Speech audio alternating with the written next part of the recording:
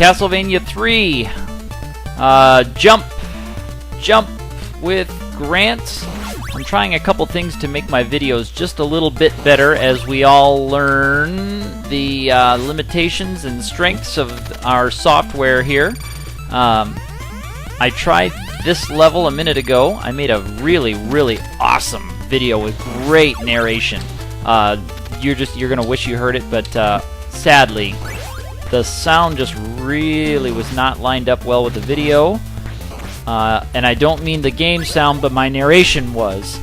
And I am wondering if it had something to do with my compression rate, so I'm trying this with some different specs, hoping to get just a little bit better quality video. Anyway, here I am at level 3 with Trevor. I also have Grant. You'll see we're picking up right where we left up in the last video with 4 lives, but I punched in the Game Genie code in my emulator for infinite lives, and it does work. I was curious to see what that looked like. You could even put it in right in mid-game like we have here on this one. Let me see if anything else is out there by that platform.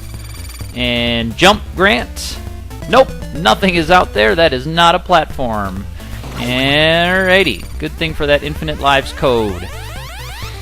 I put that in just to try to make things a little bit faster for us and a little more enjoyable, and to make it so I don't have to do a lot of work practicing going through this game. You know, a lot of purists would say, if you can't beat the game, you can't beat the game, but I don't want you and me to have to suffer through all these deaths making these videos, and I certainly don't want to sit here and practice this game just to make videos for you. Speaking of this game, what a great game it is. I really wish that I had it when I was younger. I would have played the heck out of it, although I probably would have given up because that difficulty is something. And I didn't have tons of patience for games that took a lot of practice, especially games with a lot of trial and error like this one, like this series, where you just had to just die a lot to figure out what to do and where to go. You just had to die a lot. And in this game, as it's written without the help me code, come on, get out of my head. Thank you. Without that help me code and the 10 lives, you have to keep using those continues and keep going back. I can be kind of sloppy here. And on we go. Castlevania.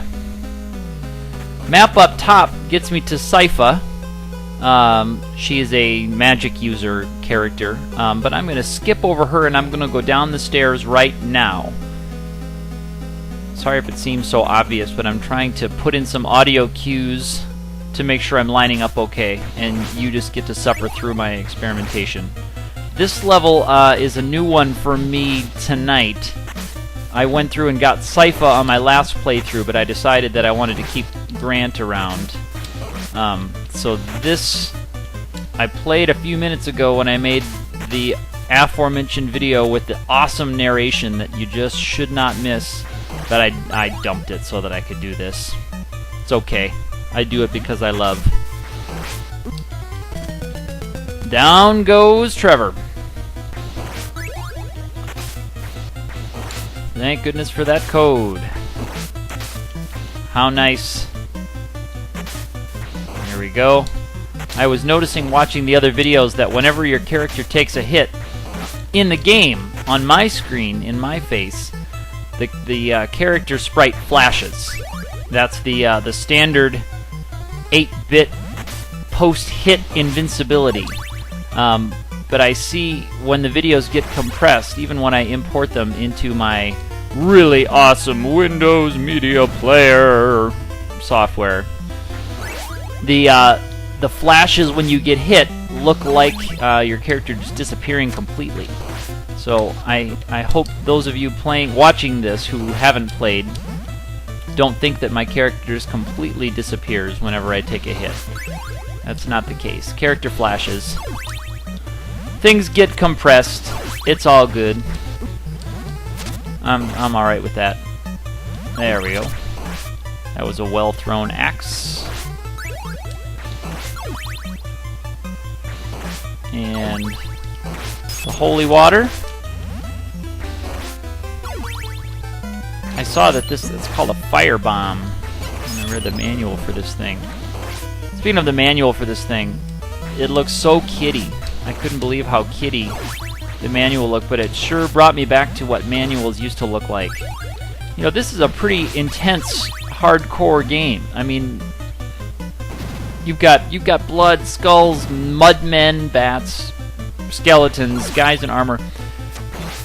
But that manual is just like, well, cartoony, little pastel-looking, you know, cartoony bats with a big smile, and zombies and Frankensteins also with big smiles.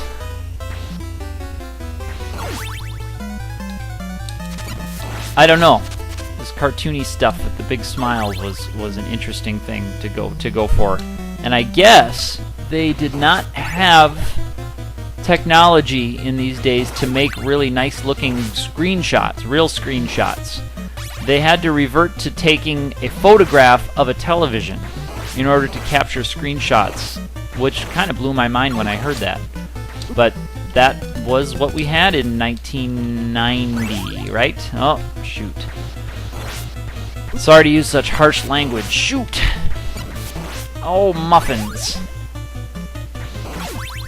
Those skeleton guys sure are something. There we go.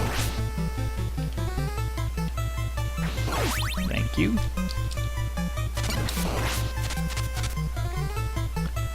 I'm not sure what awesome content you missed in the other one, but I mentioned that I did see this game listed in a top 100 NES games list. You know how awesome those lists are. Internet lists! Internet lists! Lists on the internet are my most vital source of information. Second only to comment sections. That's where I get my real infotainment. Best of lists and comment sections. And here is a boss. And I'm just gonna whip him. And I'm gonna whip him a little more. And a little more.